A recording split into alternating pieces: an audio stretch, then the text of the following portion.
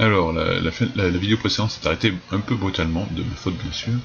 Donc je vais réexpliquer que j'étais en train de faire les fenêtres. Donc on avait créé des fenêtres, on a modifié le type, on l'a créé, donc les bonnes dimensions, 1 m par 2,15, ok, pour celle-ci, hein, et je l'avais posée. Voilà.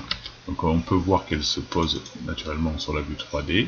Par contre, sur la monnaie, j'ai fait volontairement, je l'ai posé volontairement mal, très éloigné de là où elle doit être, pour l'aligner correctement. Vous voyez ici, donc je prends par exemple ce trait archi pour aligner ma fenêtre. Je me trompe, le trait archi il est ici et la fenêtre voilà, va s'aligner correctement.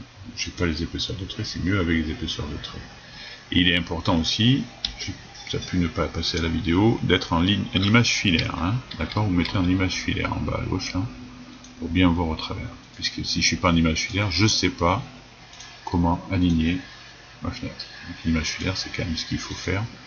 Après ça peut gêner, donc dès qu'on fait les murs on l'enlève, par contre dès qu'on fait les fenêtres on peut le rajouter, donc on passe d'une vue, d'un style visuel à un autre, d'accord. Donc du coup il me reste à la raligner, elle est où? Elle est sur ce trait là, voilà. Et donc en vue 3D, on a, alors 3D archi, voilà, on a notre vue, une 3D structure aussi. Si vous ne l'avez pas en vue 3D structure, c'est parce qu'en fait vous avez, comme ceci, vous ne l'avez pas, vous l'avez en vue 3D archi qui est là, par contre vous ne l'avez pas en vue 3D structure. Parce que quand vous avez fait architecture mur, vous avez cliqué sur l'image et pas mur porteur. Voilà. Ce souci, enfin ça c'est quelque chose qui arrive fréquemment, donc il suffit de recocher sur structure.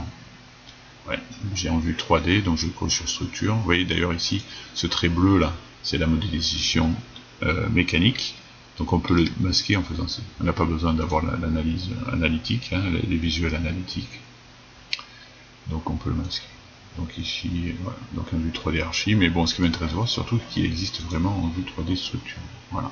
Je vous rappelle que ce mur, si vous regardez ses propriétés, il va du N1, où il a le décalage nul, et il va jusqu'au N2 avec un décalage nul. On a sa hauteur, qui est normale, de 67. Et elle est grisée, hein, la hauteur, pour pas la changer. Voilà. Donc vérifiez bien quand vous faites vos murs. On remarque ici le petit décaissé, le petit seuil de 15 cm. Hein. Il n'y a pas de souci. Alors ce que je disais tout à l'heure, sur la modélisation, c'est qu'ici, si vous êtes trompé, on peut modifier la hauteur de l'appui. D'accord. Imaginons, regarde, si je peux le modifier. Quand je modifie ici la famille, le type, si je mets 0,2, j'ai bien mis 0,2 là, dans le type, j'ai changé mon type, j'ai mis 0,2 pour voir. Ok. Au niveau de mon appui, il n'a pas changé sur la fenêtre, c'est resté 0,15. On dit que la hauteur de l'appui est une propriété d'occurrence, mais pas une propriété du type. Ce qui veut dire qu'ici, en fait, quand j'ai l'auteur de l'appui, c'est la valeur par défaut initiale. Mais après, dès que je modifie les choses, elles sont propriétés d'occurrence, donc elles seront individuelles. Donc ici, il faut bien voir 0,15. Si vous êtes trompé, ben, il faudra les modifier une par une si vous ne voulez pas refaire toutes les fenêtres. Voilà. Voilà, donc là, normalement, la vidéo est finie. Je vais pouvoir arrêter proprement. Donc vous allez pouvoir modéliser donc, sur cet étage-là tous les murs et toutes les ouvertures. Et l'étape suivante, c'est de faire la dalle haute de ce niveau-là. Pour ça, il faut insérer un second plan.